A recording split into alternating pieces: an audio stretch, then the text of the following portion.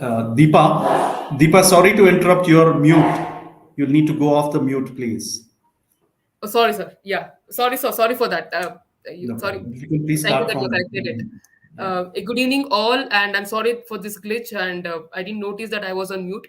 Good evening, all. Deepa Rajganesh here, business partner with Arctic Traders and a program chair with Rata Bangalore. Rata, the Refrigeration and Air Conditioning Trades Association Limited, is one of the oldest associations working for the development of MSME in the field of air conditioning and refrigeration industry in India.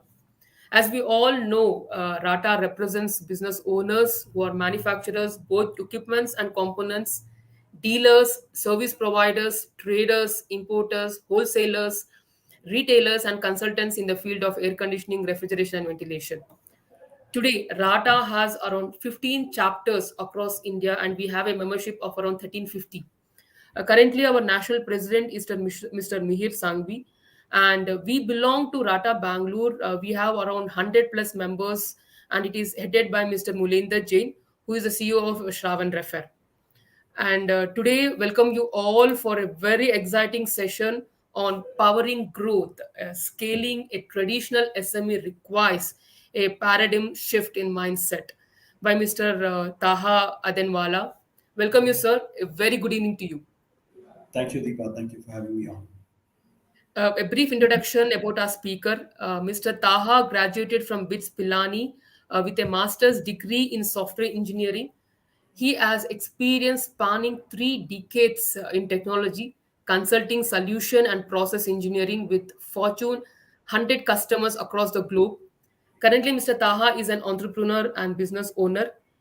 He has assisted and contributed to one of the earliest books on the architecture of enterprise application integration. Mr. Taha has worked for Wipro Technologies in a variety of capacities, including as practice director for the company's European operations. Currently, is partner and managing director at Synchro, which deals with building automation and HVAC solutions. So, good evening. Thanks for joining us. The stage is all yours. Thank you, Deepa, for a lovely introduction. Um, I hope my screen is visible.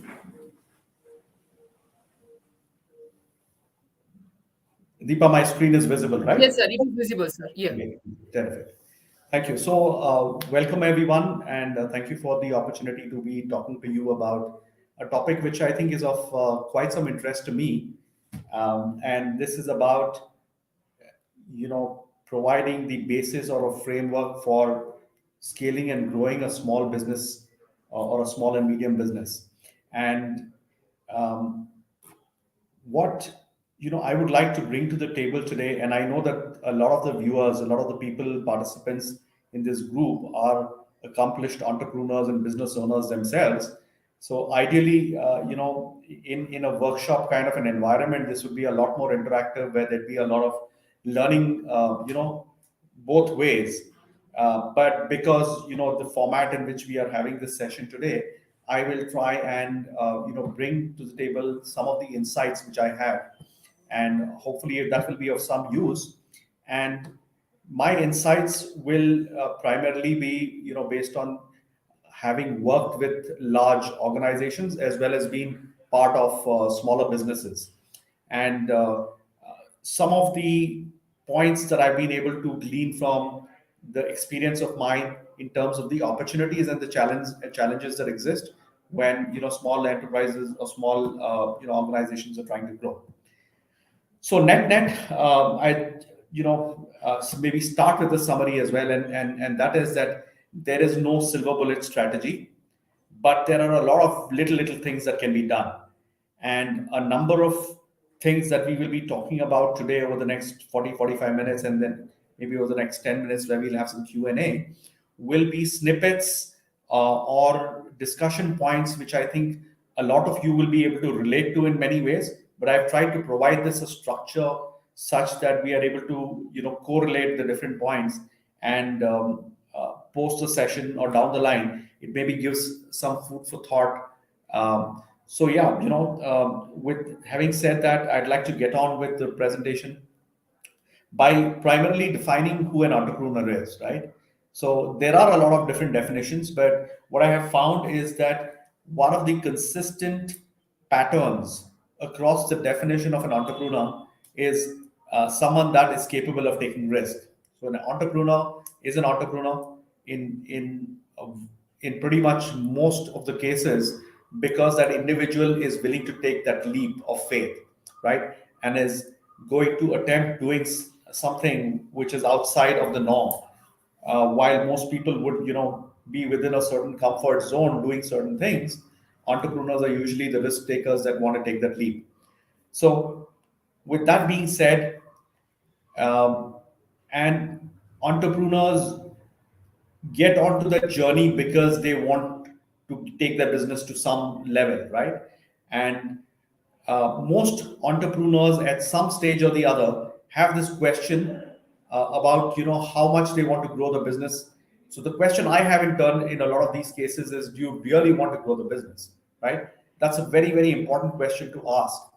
Now, the reason that question is important is, as an aspiration, most people want it, right? There is nobody that has a business that doesn't want a large business, right? But it's the hard truth is that only some really want to make it that big, because making it that big requires stepping out of the comfort zone into the unknown, and also because there are no guarantees. So it is very important that one assesses the appetite that they have for growing the business and scaling it, right? Stepping out of the comfort zone, giving away the conveniences, are all something that you have to test yourself. And testing this can happen through a number of ways. There are certain experts that are able to gauge this better than others. But most importantly, you would know whether you are cut out for it and whether you have the appetite for growing the business once you are in the thick of things. So the hard truth, once again, to summarize that, is that a lot of people have aspiration, but there are a few people that really are committed all the way. So then the question really is that if you are committed 100%, right, then you need to make sure that your business has the potential to grow and scale, because you cannot be in an area of business that does not have the potential to grow. So if that question has been answered properly, in a positive, in an affirmative, if you're committed and if your business has the potential to grow, then you take it to the next level, right? Now, you may be very, very committed to growing the business, but you may not be in the right business, in which case, with the potential that you have to go back and assess and identify the gaps in the market and create the niche for yourselves, so that you can create the basis for a business that can really grow. And both of these coming together is really, really important, right? So if you and your business both have what it takes to grow, then you need to become aware of a few things, right? You need to become aware of the fact that there are certain, as a small business that is aspiring to grow, the entrepreneurs often tend to become victims of their own success. We will delve into this in a little bit more detail as we go along, but it's a really important point, and it's something that not all of us recognize and realize as well as a small business owner, right? Second point that we will cover in this presentation is that we need to apply the magic of processes. Why? Because it has a great deal of potential, and in a lot of cases, not in all, but in a lot of cases, small businesses don't get the exposure to the structure and the processes that allow already large businesses to become much bigger. And this is a trick that business owners aspiring to grow the business or scale it up really need to understand very, very well. We will, of course, delve into this in a little bit more detail as we go along, but this is something that I wanted to peg in your mind at this stage itself. Then about creating win-win propositions, why we tend to miss the big picture. We will spend some time on that, what the incremental improvements mean and how quantum leaps can be made, and then a little bit of time on what we don't know, right? So, with that being said, I want to I want to get into the topic of why we become victims of our own success. And before I do that, I want to actually acknowledge the fact that small business owners and entrepreneurs are very, very good at certain things. And I want to say that because I have had the opportunity to work for a large organization, and through that organization, had the opportunity to consult with some of the largest organizations in the world in various capacities, but also in the capacity of strategy, both on the technology side as well as on the process side. And having seen that at close quarters, I know that there are so many individuals in these large organizations that really want to be an entrepreneur and want to be a business owner. It's not for everyone. There are some that make that leap, but not everyone is able to make the leap, right? And what I really admire among the small businesses and entrepreneurs are the things which are there on the slide, right? Most people are very dynamic, very agile, very much in control of their business, very efficient, highly profitable, and flexible. Right now, I know a lot of you might have a different point of view on the highly profitable part, but in the larger scheme of things, I think this is one of the things that we need to consider. Now, why do I say that we become victims of our own success? Is because we get into the habit of some of these things which become a deterrent as far as growth is concerned, right? And this might sound a little counterintuitive, but it is something that I want you to pay a little attention to. So, efficiency, for example, right? You say, wow, what's wrong with being an efficient organization, right? Any business needs to be an efficient organization. Absolutely true, right? Small and large businesses need to be efficient, but efficiency for small organizations comes by the virtue of what the individual or the entrepreneur himself does or herself does, right? The rules for efficiency start changing as you go along and become bigger. So if there were three people in your organization and you got a certain output, right? You might need down the line seven people to get a slightly more output than that. So what I will do is I will delve upon this particular thing a little later, but it's really important to understand that at some stage, in the early stages of growing, there is a trade-off between efficiency and growth, right? Flexibility. Another thing that we are very used to because we are doing things, everything yourself. The moment the teams become larger, the moment we need to start working in processes, that flexibility may not always be there. And that becomes an irritant sometimes, right? And that is something that a lot of entrepreneurs and business owners are not able to come to terms with, the control aspect of it. So I will leave this at this stage and we will touch upon the efficiency part of it again. But before we do that, I want to touch upon an important aspect, which is about change. This is interesting, and perhaps a lot of you have already come across this phenomena or this thing called the monkey system. It's pretty interesting, and this is an experiment that scientists have conducted. What they do is, they take about five monkeys, put them in a room, and they have a ladder, and there is a banana up on the ladder. So naturally, the instinct tells the monkeys to go up, at the ladder and take the bananas. And when they start doing that, there is a button which the scientist presses, which starts spraying very, very cold, unpleasantly cold water on all the monkeys, right? So this happens the first time, happens the second time, and after several such experiences, the monkeys come to an understanding that whenever they start climbing up the ladder, they are going to be showered with cold water, right? That's fine, right? And that's a good learning. Having had the experience like that, you don't want to go and do something which is unpleasant. But now this is where it starts getting interesting. When you take one monkey out, so the scientist takes one of those monkeys out and puts in a new monkey in the room, a monkey that has not experienced being showered with cold water. So this monkey now obviously comes and looks at the banana and starts going up the ladder, and no cold water is being sprayed. But the other four monkeys go drag that monkey down and don't let it go get the banana. Right? Now, this new monkey which is coming doesn't even know why that is happening. What they do as the next step is then they take another monkey out, one of the monkeys that has experienced the cold water shower, and replace that with another monkey. Obviously, the monkey that is a new entrant comes in, tries and goes and gets the banana. And guess what? All the others, including the monkey that has not experienced the cold shower, goes and drags that monkey down, right? Because that's what it believes is a culture. And this way, one by one, all the monkeys in the room are replaced, and there are no monkeys in the room that have experienced a cold shower as a result of going up the ladder. And yet, nobody is allowed to go up the ladder and get the bananas, right?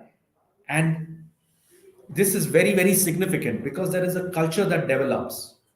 We are all part of a monkey system, knowingly or unknowingly. There is a convention. So the original rules which were there change, but the culture around it does not, right? And this is true not just for the monkeys, but even for us human beings in ways and means that you cannot imagine, right? Another example I would like to give you is, again, an experiment which is conducted, and this is again something that you might be familiar with, that when you take a frog and put it in a kettle of water and start increasing the temperature gradually, the water comes to a boiling point, and the frog actually succumbs to it. The frog very much has the ability to actually jump out of the water when it gets unpleasant, but it does not do that, right? Instead, if you take a frog and put it in really hot water, unpleasant water, it will jump out immediately. So the message between the first story that I told you and the second one, right, is that these experiments confirm to us that when the changes around us happen gradually, we do not register those. And if there is a convention that develops because of old ways, of old paradigms, the new way of thinking does not come about easily. So there is a cultural drag that happens, a society drag which happens. So I have tried to summarize both of these in this particular slide. So from a business perspective, in the context of a business, the business ecosystem is around us is always changing. There is a constant change in that. So what is really important is that we become aware of the changes, and then using that awareness, we have to transform, modify, adjust, and transition ourselves. This is really important. Often we are guilty of not being able to recognize the changes. We think that what has made me successful in the past will continue forever. And at some deep level, we all know that is not true. But from a business perspective, certain habits which are formed, we continue to do those things in that way. Now, what you will see is in a lot of these cases, the breakthroughs which are required are again done by the monkeys who are on the fringes, right? I'm sorry for calling all ourselves monkeys, but we are all part of a monkey system. And there are certain monkeys that will actually go to the fringes and break through. So there is a constant drag down that happens from our ecosystem because of the culture, because of conventions, right?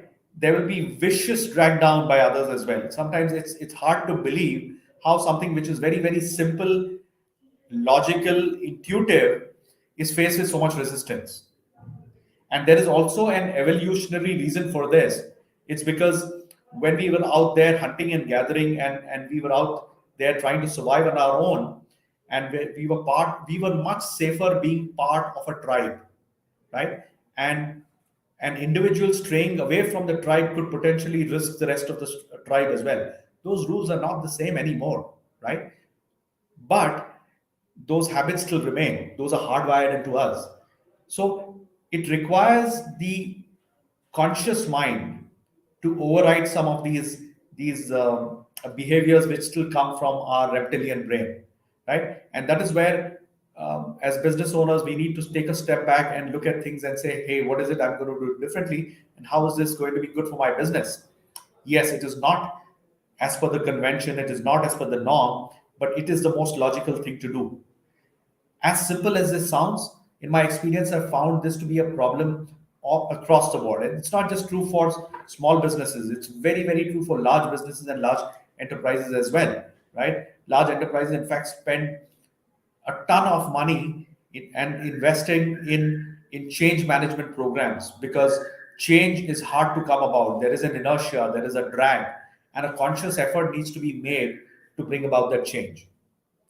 So that's something that I wanted to basically summarize these two stories with. And what this leads us to is the rules of the game change as we grow. And I'm sure a lot of you in your journey of growth have already recognized this, right? When you are working at a certain scale with a certain number of people in your team, the rules that applied then were very different from the rules that apply beyond a certain point. This is again one of those changes akin to the change that we spoke about in the frog story. It is something that happens gradually. These changes creep up on you, and you don't realize that a significant shift has happened in the way things need to operate, but you still, out of habit, operate in the same old way. And this is something that we need to be mindful of, recognize, register, and find ways of breaking out of that. And I spoke a little bit earlier about efficiency and how the rules of the game change. And this slide is an interesting one, right? And it's a little non-intuitive, but it's something that I have seen across the board. When small businesses start to grow and there are more people that become part of the system or are part of the team, the net operating efficiency of the team actually goes down, right? So 5 people might do what earlier 3 people were doing, or 7 people will do what 5 people were doing, right? And this is something which becomes an irritant and a frustration for a lot of the business owners, because they are used to working in very, very efficient environments by they leading the from the front. In fact, most entrepreneurs I know work at 150, 100, 200% efficiency, because you're working double the time, 3 times more. You're doing things in very flexible and efficient ways. But as you start working in a team, there is a natural reduction in the efficiency, right? This is true across the board. Having said that, there is a trade-off between efficiency and growth, as you can see in this curve here as well. But what happens down the line is that efficiency starts to grow up again. And what you also have to recognize is that there are not too many people that are able to cross the threshold of a certain growth, right? And if you are among the few, yeah, you might still be, per capita and efficiency might be lower compared to when you were a 2-member, 3-member team, but your ability to overall produce a much higher outcome is far greater, right? And this is important to understand, because this is where a lot of business owners come, get frustrated, get disillusioned by the increasing inefficiency. So here what you have to realize is that you have to keep the big picture in mind, not lose sight of it, and know that efficiency is going to kick back in after a certain threshold. And this, the conviction and belief that one needs to themselves as they are taking their business to the next level. So I hope it's making sense so far. I'm going to keep pressing on. So the next obvious question then is that if you're trying to grow, then you're talking about more people, possibly not in all the cases, but in vast majority of the cases, we associate growth with people, and then the combined ability of the people to generate larger revenues and profit and so on and so forth, right? So what I want to do now is just touch upon a little bit of a philosophical aspect over here, where I want to highlight the fact that the ability to collaborate is the most evolved and important capability in any species, right? So, uh, so this puts us human beings on top of the food chain. I will spend a little bit more time on this in the subsequent slides, right? But human beings are able to collaborate better than all other species that we know of on the planet today, right? And even within human beings, those that are able to collaborate very effectively will be very, very successful, whether it be with respect to business or social structures. And this is something actually that you might be able to validate as well. So this is a good time for me to actually bring to the table, a very interesting insight which I've been inspired by quite a bit. So this, a gentleman by the name Yuval Noah Harari, who's a professor at the Hebrew University and a leading thinker in the world, actually has brought about this insight. And I must say, it's one of the most original and remarkable insights, which is that if you look at the animal kingdom, right, there are two kinds of animals, broadly speaking, right, that can collaborate.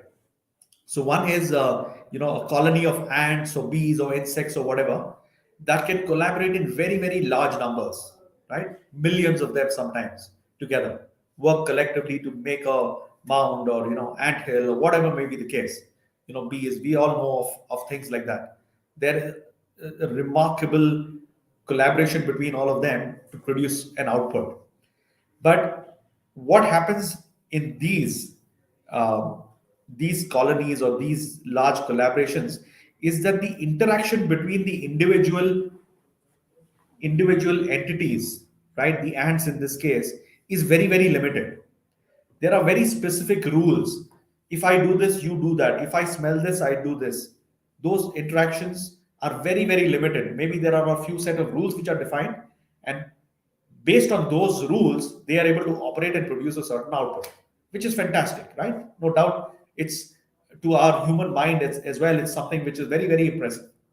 So that's on one side of the spectrum. The other side of the spectrum are, our friends chimpanzees, who, unlike the ants, are able to collaborate in a much more flexible way. So there's one chimpanzee which is good to another chimpanzee, and that chimpanzee has a certain liking or disliking for a certain individual. The interaction between those chimpanzees is very complex, right? Pretty much like the way we see it in human beings. And this flexible interaction allows them to collaborate in much more sophisticated ways, right? But the catch with chimpanzees and that category of animals is that they cannot collaborate in very large numbers. So if you they can collaborate, maybe, they say about 100, 150 at the most. Any more than that, it becomes chaotic, right? If you take a few thousand chimpanzees and put them in a stadium, there will be mayhem. There'll be a lot of chaos. So this is where we humans are special, if we want to call ourselves special. I don't mean for us human beings to be presumptuous to say that we are on top of the food chain or whatever, but in terms of our ability to do things and in our ability to control all other species and the planet and its future itself, we we have done quite remarkably well, right? And we continue to evolve in ways in a very, very short period of time and do some remarkable things because of the single most important capability that we human beings have, which is our ability to collaborate. And experts say that a lot of our other capabilities that have evolved, whether it be communication, um, or our ability to organize, all of that has come about as an instinct for us to collaborate. So we humans uh, can collaborate in large numbers like the ants can, but with flexible interactions the way chimpanzees can. And this is incredibly powerful, right? So I personally like to look at a human being's evolution also in three particular categories. Dependence, right? So when we are born, your mother or your father taking care of you, you're dependent on them for every aspect. From there, we graduate into independence. And unfortunately, in a lot of cases, we tend to stagnate here or maybe go a little beyond this. So the independence, you say, okay, yeah, I'm able to do a lot of this stuff on my own. But really, the next form of evolution within our personality development is our ability to be interdependent, is our ability to coexist, is our ability to collaborate. And those individuals that are able to do that effectively really create a mark for themselves. So, just to summarize, humans are unique and very, very capable of doing certain things that other animals are not able to do because of the single most important capability of ours to, to collaborate. And when you apply that to society and when you apply that to business, you will also start to see that businesses that are able to collaborate very effectively are the ones that tend to do really, really well, right? Yes, competition is something that seems natural and has its place, but collaboration is for the evolved entities, right? Another popular myth and a behavior which is reflected very often in our societies and businesses is is wealth creation is a zero sum game. It is not, right? We are all, as a civilization, far richer and more prosperous than we were even 200 years ago or 300 years ago, right? Which means that everyone's wealth could go up, and it is not going to be at the expense of somebody else's wealth. It does not have to be. Sometimes it tends to be because of the competition mode that we are in. But the true essence of collaboration for wealth generation, right, is that we should be able to create wealth for everyone. Today, a lot of the disparity that we see, a lot of the poverty we see in civilization and society is a result of mismanagement, right, rather than any other problem to do with economics. And all experts say that. Having said that, there is a distinction to be made between wealth and status, right? So, unlike status, wealth, everyone's wealth can increase, but status is something which is relative. So, if someone else is lower, then I'm higher, right? Someone else is higher than me. So the problem with status and image and ego is that is a zero sum game, whereas wealth is not. And if the primary objective of businesses is to create wealth, then being able to collaborate both internally with your teams, your employees, as well as collaborate with external entities and other businesses is the best way of going about doing things.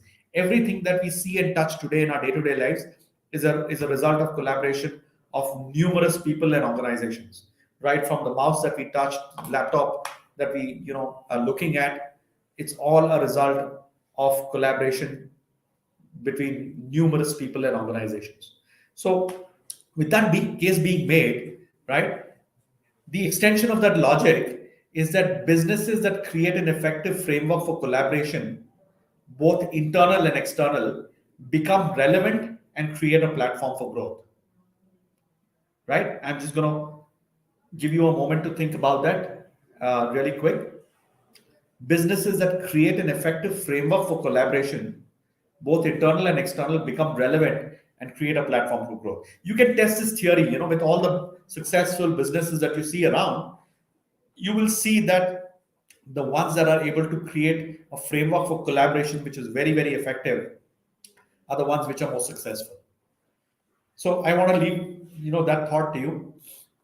So the next thing that comes in is if collaboration is that important, then you need to have a framework of processes to bring all of that together, right? So processes make it possible to stitch together people within a framework to align everyone's efforts so that efficiency is within manageable limits and continuously improving. So this is when we come up with rules of engagement saying that I will do this, she will do this, he will do this after that. And then we all do it in a way such that there are no bottlenecks, such that things happen fast with a certain efficiency. There is an order which is created. You have to think about how the processes will lend themselves to the continuity in business, where someone's availability or non-availability should not become a problem, right? And you have to be able to deal with all of this in the context of efficiency, because you cannot have a lot of people producing very little output. So driving efficiency upward is a continuous process. And while in the short term it might look like your efficiency is dropping, in the long run that has to get better, right? Otherwise, there is a problem with that as well.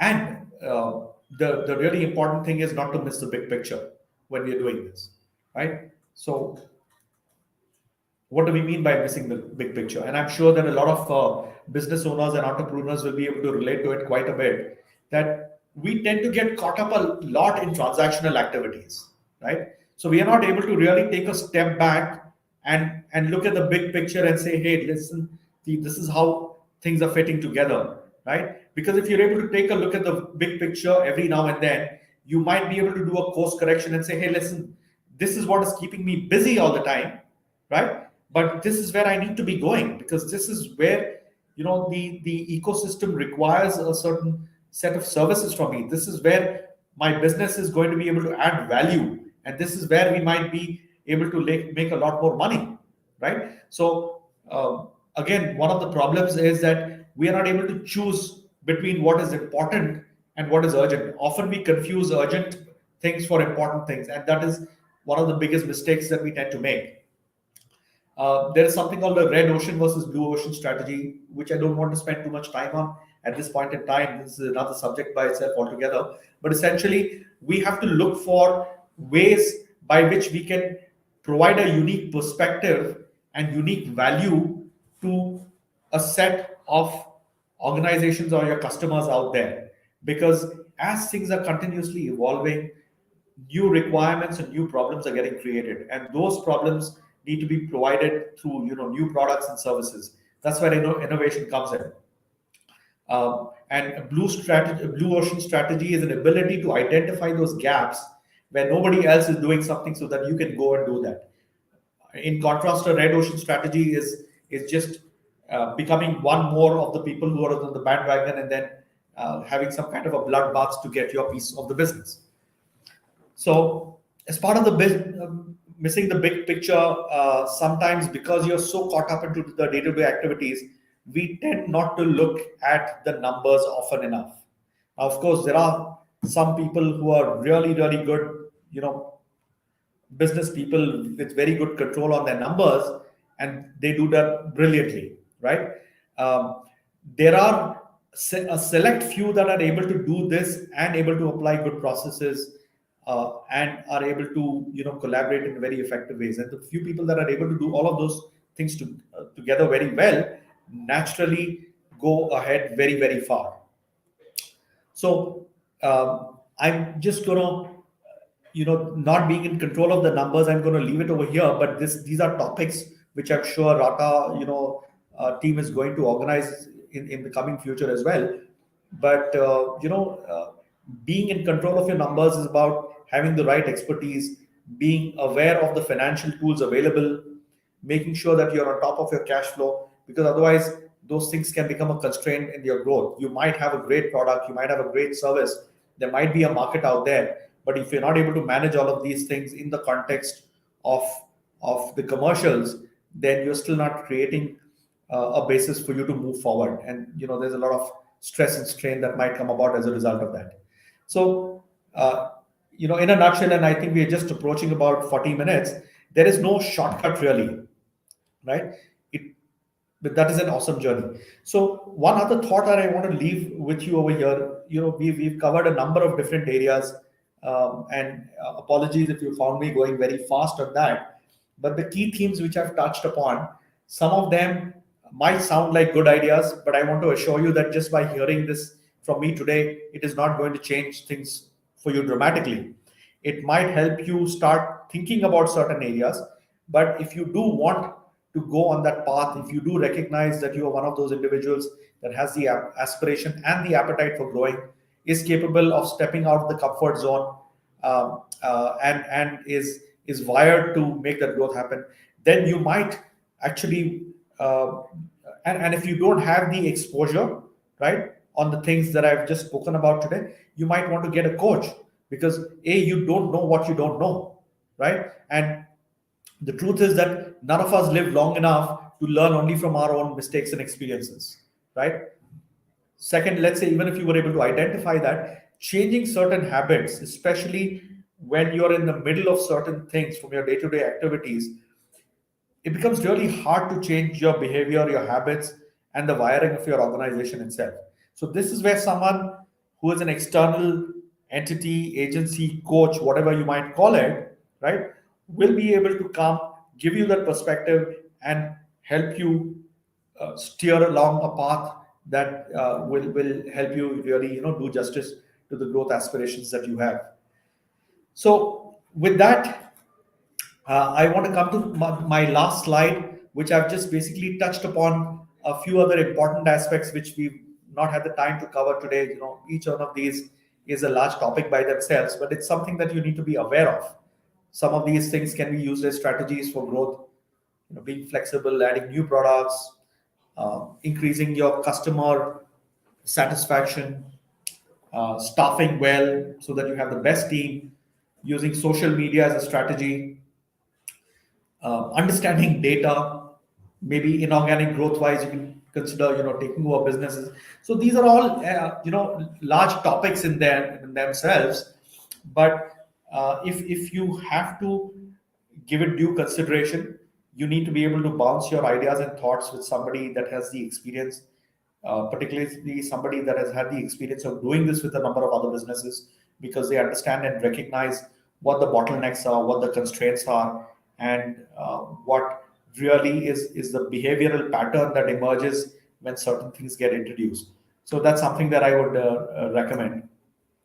And that being said, I want to thank you all for your time, and I hope that you found it useful.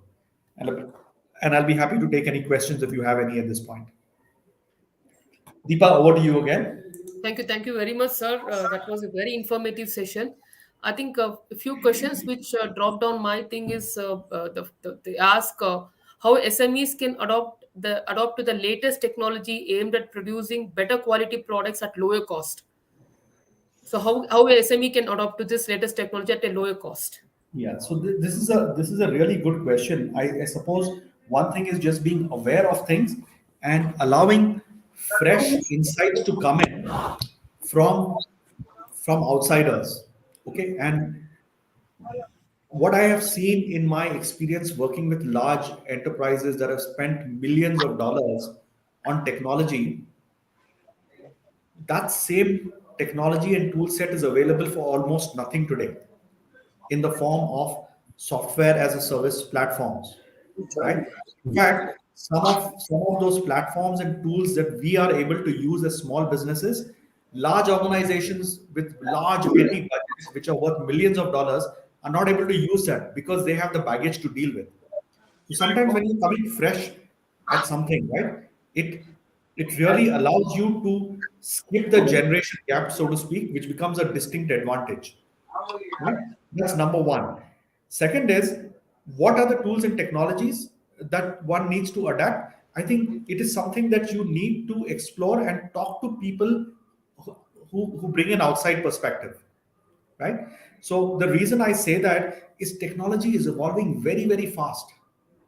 I'm sure everyone's keeping up with artificial intelligence and the chat GPT and the revolution that is happening on that front. What that is going to mean for each one of us as individuals, what that is going to mean for each of our organizations is something that we can't even imagine, right? So getting a fresh perspective and an outsider's perspective is very important. And in my presentation, what I also covered is sometimes we become victims of our own success. You might be able to bring your child in, right, who's 10, 12 years or 15 years old, and he or she might be able to give you an insight which you might be missing because you're so caught up in your things and you think that this is the only. So never discount the advantages of a fresh perspective. Being from a technology business myself, I have a friend of mine who's a non-technologist who uses technology much more effectively than I do sometimes, right? So that's something that I'd like everyone to be aware of. And Thank you, also, sir. the technology, sorry, to add another point, technology is a great enabler and a great leveler. So some of the things which only certain enterprises were able to use until some time back, now smaller businesses are able to use. So it is just about how smart one can get in order to do that. And please be on the lookout for that. It can make a big difference. Thank you, sir. And if any other questions are there, kindly post it in the comment section. Uh,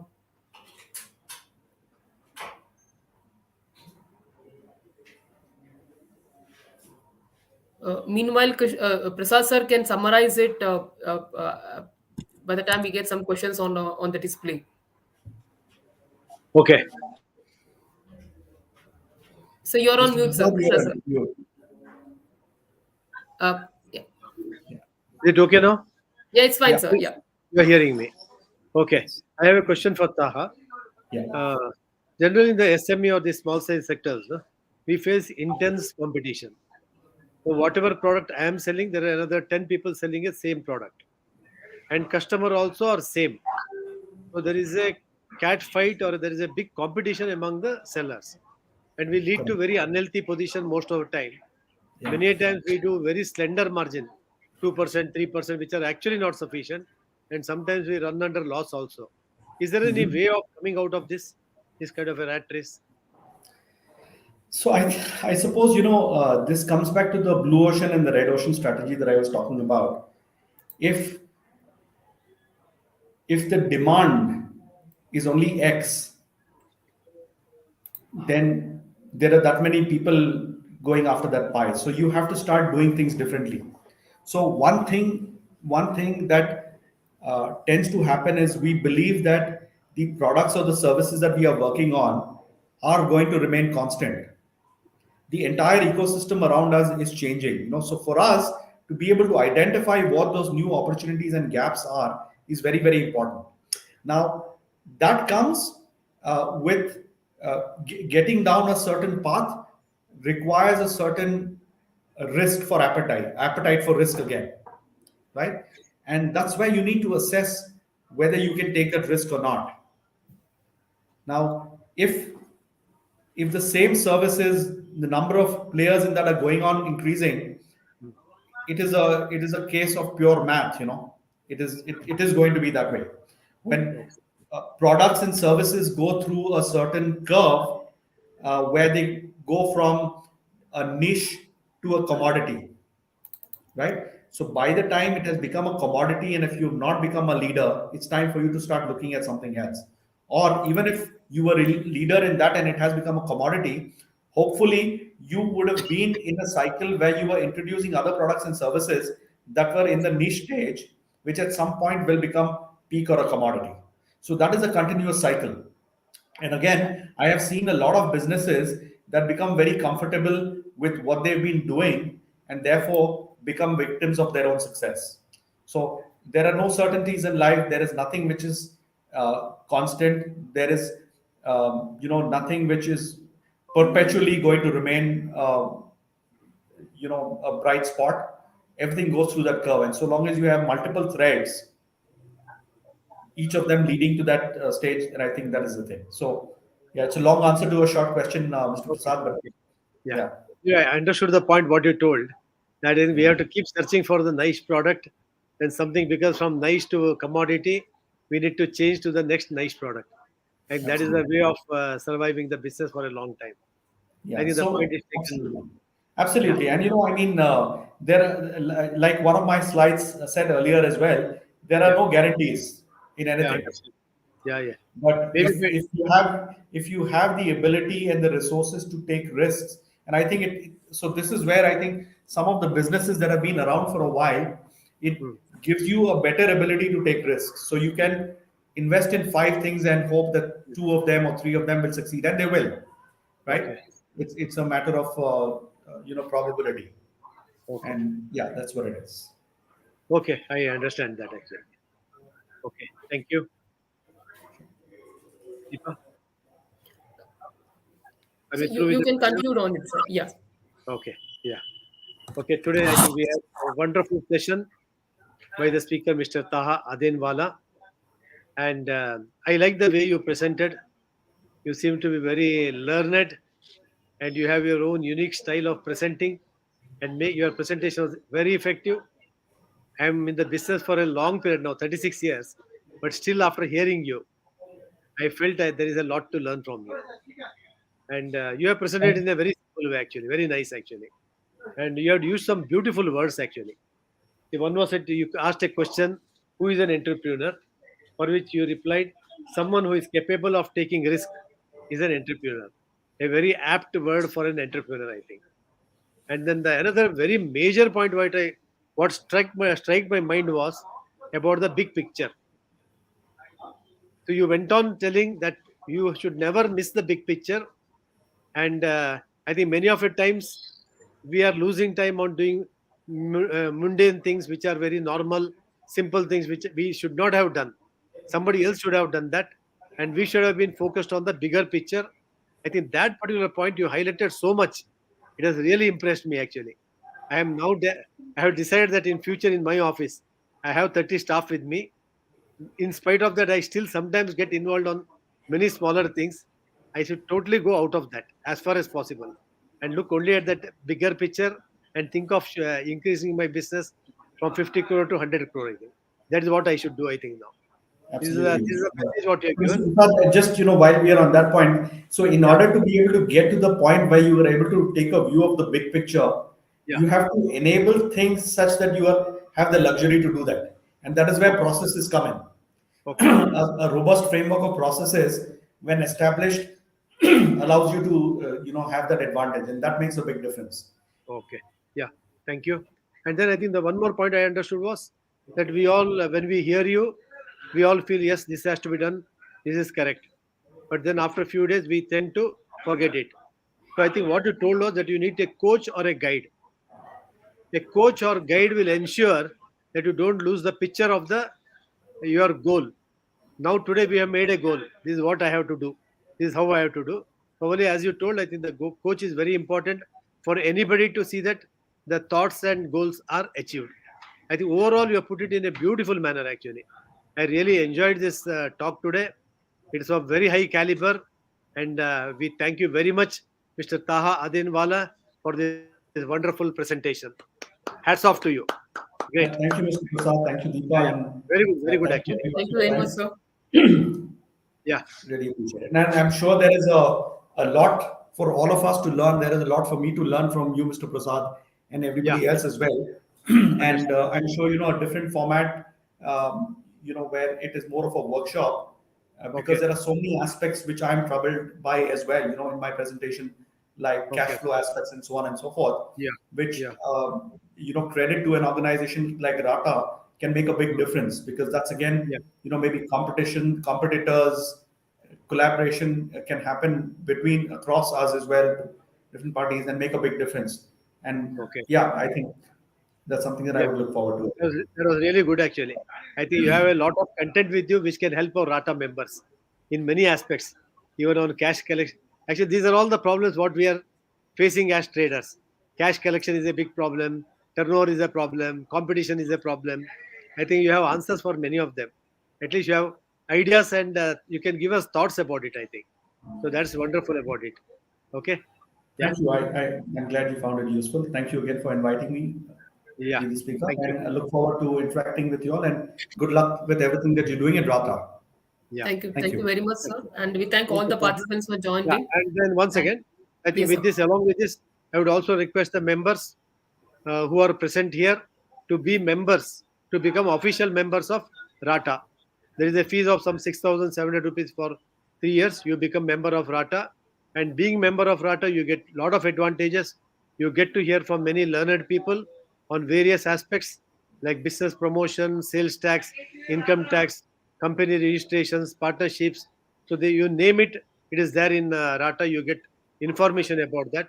So I request the members to be part of this association Rata. And I also thank all the members who have been present today and made it to this meeting and made this meeting a wonderful, great success. I thank you, Deepa, for coordinating this program, and Mr. Taha Adinwala for attending and opening up your your intelligence and your knowledge and sharing it along with us. Thank you, everybody. Thank you, Thank you. everybody, for a wonderful session. Thank you very Thank you. much. Thank you all. Thank you, sir. Yeah.